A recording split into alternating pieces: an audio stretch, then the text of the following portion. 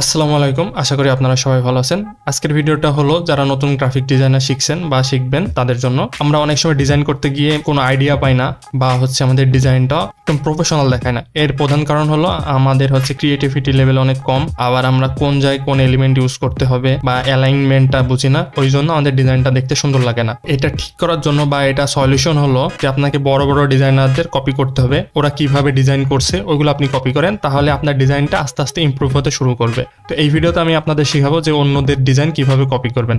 তো আমরা ডিজাইন করার জন্য ফটোশপ ইউজ করব। আমি এইখানে একটা ডিজাইন নিয়ে নিয়েছি, এটা হলো গ্রামীণফোন কোম্পানির একটা ডিজাইন বা স্ট্যাটিক। আগে আপনাকে ফাইন্ড আউট করতে হবে যে কি কি জিনিস তারা পোস্টার ইউজ করছে বা কোন কোন এলিমেন্টগুলো তারা ইউজ করেছে। এখানে দেখুন একটা ফোনের এলিমেন্ট বা ফোনের যে পিএনজি এটা ইউজ করেছে, একটা সাবজেক্ট আর ব্যাকগ্রাউন্ড। এখানে এছাড়া আর কোনো কিছু নাই, ব্যাকগ্রাউন্ডের সাথে এগুলা অ্যাডজাস্ট ছিল। এছাড়া টেক্সট ইউজ করেছে আর লোগো। তো আমরা সেম টু সেম এর কাছাকাছি রাখার চেষ্টা করব। কাছাকাছি রাখার জন্য আমাদের সেম স্টকগুলো ফাইন্ড আউট করতে হবে। এগুলো আপনি গুগল করে খুঁজে খুঁজে বের করতে হবে প্রথমে আপনাকে, তারপরে আপনি ডিজাইন শুরু করবেন। সেম আমি একটা সাবজেক্ট নিয়ে নিয়েছি, একটা ফোনের পিএনজি নিয়ে নিয়েছি আর একটা ব্যাকগ্রাউন্ড নিয়ে নিয়েছি। তো এখন আমরা ডিজাইন শুরু করবো। তো প্রথমে ফটোশপ ওপেন করে নিব, দেন নিউ।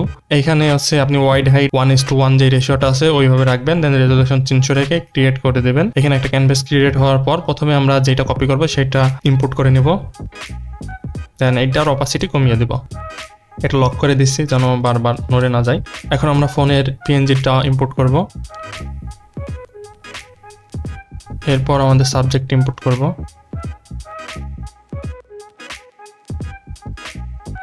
তো আমাদের প্রথম স্টেপ ডান। এখন আমরা ব্যাকগ্রাউন্ড ইম্পোর্ট করে নেব।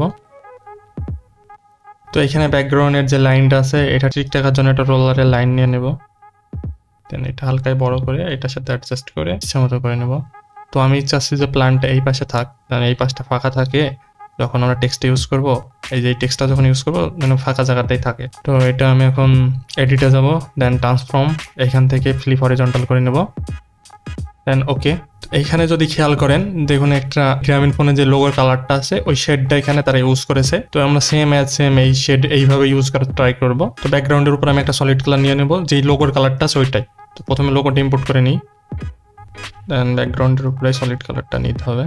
দেন এর যে কালারটা আছে ওইটা নিয়ে নিলাম। দেন এইখান থেকে আমাদের যে ইয়েটা আছে এটা কালারে দিয়ে দিতে হবে। দেখুন অনেকটা কাছাকাছি হয়ে গেছে। তো এটা আপনি অপাসিটি বাড়িয়ে কমিয়ে ঠিক করে নিতে পারেন। এরপরে আমাদের এর মধ্যে এখানে দেখুন একটা ইউটিউবের স্ক্রিনশট ইউজ করেছে, কিন্তু আমরা যে গ্রামীণফোনের অ্যাপসের যে স্ক্রিনশট আছে ওইটা ইউজ করবো। গ্রামীণফোনের স্ক্রিনশটটা ইম্পোর্ট করে নিয়েছি। এখন এটা হালকা অ্যাঙ্গেল করে দিতে হবে, মানে ফোনটা যেভাবে অ্যাঙ্গেল আছে ওইভাবে অ্যাঙ্গেল করে দিতে হবে। তো পিএনজিটা স্ক্রিনশটটা আমি ফোনের পিএনজির নিচে দিয়ে দিচ্ছি, এটা সমান করে নেব। এরপর কন্ট্রোল ক্লিক করে ধরে রেখে এই যে এই লাইনটা এই দিকে করে দেব, দেন এটা ছোট করে দেবো এই পাশে। এটার অপাসিটি কমিয়ে দেব, যেমন এইখানে ইউজ করেছে ওরা অপাসিটিটা অনেক কমিয়ে দিয়েছে। তো আমরা সেম এটার অপাসিটি কমিয়ে দেব। আচ্ছা এইখানে দেখুন যে একটু বেরিয়ে আছে স্ক্রিনশটটা, তো এটা আমরা মাস্কিং করে এটা কাট আউট করে নেব। এরপর আমরা টেক্সটগুলো লিখবো। তো এইখানে খেয়াল করলে দেখবেন যে মেয়েটা একটা সাদা বারের উপরে বসে আছে। তো আমরা বারটা ক্রিয়েট করে নেব আমাদের মডেলের সাথে। এইখানে নিচে গিয়ে মানে একদম মডেলের নিচে চলে যাব, দেন এইখানে আমরা একটা রেক্ট্যাঙ্গেল টুল নেব, দেন কালারটা হোয়াইটই থাকবে। এরপর এই বরাবর একটা রেক্ট্যাঙ্গেল নিয়ে নেব, মডেলটা আমরা হালকা উপরে দিয়ে দেব। আমাদের মডেল যে ড্রেসটা আছে এইটা বাইরের দিকে বেরিয়ে আছে, তো এটা আমরা কাট আউট করে নেব। মাস্কিং এ গিয়ে পেন টুল দিয়ে এটা কাট করে নেব। দেন এর নিচে একটা শ্যাডো অ্যাড করতে হবে। তো রেক্ট্যাঙ্গেলের উপরে আমরা শ্যাডোটা অ্যাড করব। এখানে একটা নিউ লেয়ার নিয়ে নিচ্ছি, দেন কালার নিয়ে নেব ব্ল্যাক।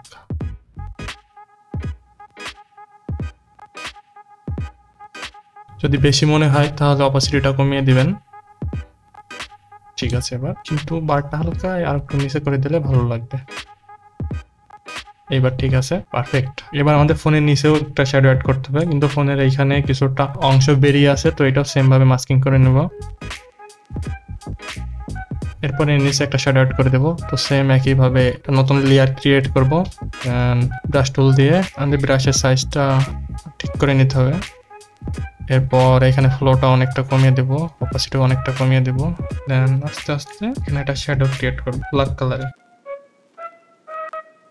আমাদের অনেকটা কাজ হয়ে গেছে, এখন শুধু লেখাটা বাকি। আর তার আগে এখানে খেয়াল করে দেখবেন যে এইটার যে শার্টটা পরে আছে এটা অনেকটাই যে এইখানে যে টেক্সটটা দেখছেন ওই কালারের, আমরা সেম একই কালার ইউজ করবো শার্টে। তো এটা করার জন্য প্রথমে সাবজেক্ট সিলেক্ট করব, দেন উপরে একটা নিউ লেয়ার নিব, আর এইখানে হচ্ছে টেক্সটটা সিলেক্ট করতে হবে। এই জন্য এখানে যে কুইক সিলেকশন টুল আছে এটা নিয়ে নেব, দেন এটা সিলেক্ট করব।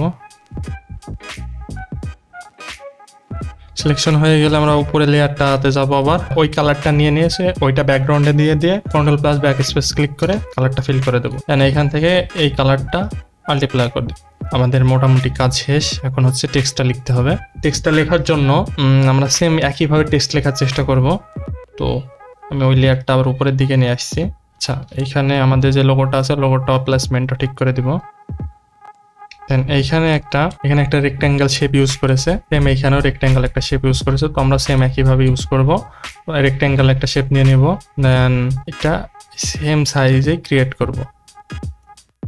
দেন এটার কালার হচ্ছে লোগোর কালারে ছিল, আমরা লোগোর কালারে নিয়ে নেব এটা। এরপরে আমাদের এখানে দেখুন এই কর্নারগুলো কিন্তু বাঁকানো, এই পাশেও বাঁকানো আছে, এই দিকেও বাঁকানো আছে, আমাদেরটাও আমরা বাঁকিয়ে নেব।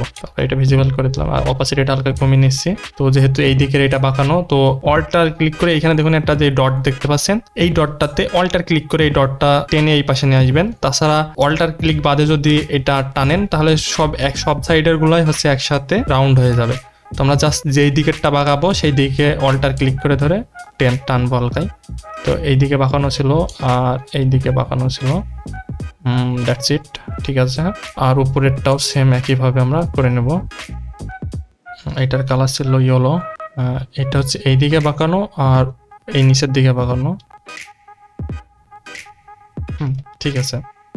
কপি করবো, এখানে যেমন লেখা আছে 1 GB 35 টাকায় মেয়াদ 3 দিন, যত খুশি ততবার। এখানে লেখাটা লিখে দেন ওই প্রজেক্টে নিয়ে গিয়ে কপি পেস্ট করে দেব। তো প্রথমে 1 লিখে নিচ্ছি, 1টা বড় করে নেব, এরপর জিবি। আচ্ছা, দুইটা একসাথে লিখতে পারতাম, কিন্তু এখানে দেখুন যে এইখানে ওরা একটা কাট আউট করে দিয়েছে। তো আমাদেরও সেম একই করতে হবে, এই জন্য আলাদা আলাদা লিখছি। এখন আপনি ফন্টগুলো চেঞ্জ করে সেম এইভাবে রাখতে পারেন বা যে কোনো ফন্ট ইউজ করতে পারেন, সেটা আপনার ব্যক্তিগত ব্যাপার। তো আমি ফন্টটা চেঞ্জ করে নিচ্ছি। আচ্ছা, আমি এইটা রাখছি, জি আলাদা লিখতে হবে অ্যান্ড বি আলাদা লিখতে হবে। আমি একটু কাট করে দিচ্ছি, দেন আর দুইটা বোল্ড করে নিব।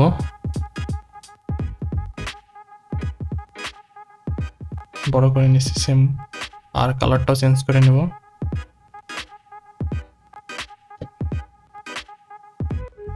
দেন এখানে একটা কাজ করতে হবে, জি এর মধ্যে স্ট্রোক ইউজ করতে হবে। তো স্ট্রোক আমরা একটা নিয়ে নিচ্ছি। তো এটার কালার দিব হচ্ছে আমাদের যে টেক্সটের নিচে যে কালারটা আছে ওইটা দিয়ে দিব। স্ট্রোকটা হালকাই বড় করে দিব। ওকে, সেম 1 কালারটাও চেঞ্জ করে হোয়াইট করে দেব। এখন 3টা একসাথে সিলেক্ট করে আমরা ওই প্রজেক্টে নিয়ে যাব, দেন এখানে এসে ছেড়ে দেবো। এটা অ্যালাইনমেন্টটা ঠিক করে নিছি, মাঝ বরাবর দিয়ে দিচ্ছি একবার। তো এখানে আর লেখা আছে যে 35 টাকায় মেয়াদ 3 দিন। তো আমরা সেম একইভাবে লিখে নিব। দেন আমাদের যে টেক্সটটা আছে ফন্টটা চেঞ্জ করে নিব।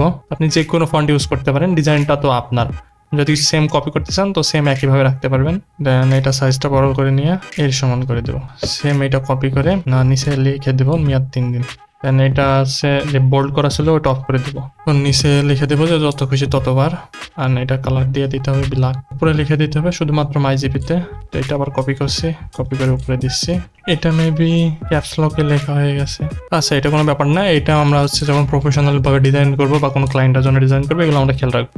এইখানে দেখুন লোগোটা ভালোভাবে ভিজিবল হচ্ছে না, তো এখানে আমরা জাস্ট একটা শেড ইউজ করবো হোয়াইট কালারের। শুধু একবার হচ্ছে আমরা টাচ করবো, পারফেক্ট একদম। তো আশা করি বুঝতে পেরেছেন, আর এইভাবে কপি করতে থাকেন। কপি করতে করতে আপনার ডিজাইন ইনশাল্লাহ অনেক ইমপ্রুভ হবে, আর ইমপ্রুভ হলে আপনাকে ক্লায়েন্ট এমনি অনায়াসে কাজ দিবে, আপনার কাজ নিয়েও কোনো চিন্তা করতে হবে না। তো আজকের ভিডিও এতদূর পর্যন্ত ছিল, ধন্যবাদ সবাইকে।